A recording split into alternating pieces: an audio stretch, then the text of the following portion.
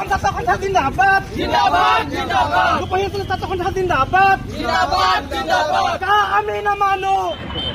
আজি চাওক বিজেপি চৰকাৰখনে মোদী নেতৃত্বাধীন বিজেপি চৰকাৰখনে বলপূৰ্বকভাৱে আমাৰ অসমৰ ওপৰত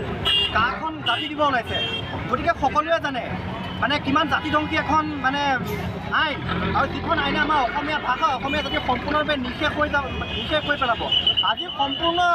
অসমীয়া বিচৰা নাইকিয়া কিন্তু তাৰপিছত অতখিনি প্ৰতিবাদক অতখিনি আন্দোলনক নেওচি বিজেপি চৰকাৰে নিজৰ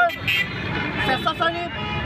নীতি আদৰ্শ দেখাবগৈ আজি কাৰখন বলপূৰ্বকভাৱে জাপি দিছে গতিকে আমি এই কাৰখন আমি কেতিয়াও মানি নলওঁ আমাৰ অসমবাসীয়ে কেতিয়াও কাৰখন মানি নলয় আৰু আমি অসমক কেতিয়াও দ্বিতীয় টুকুৰা হ'ব নিদিওঁ আৰু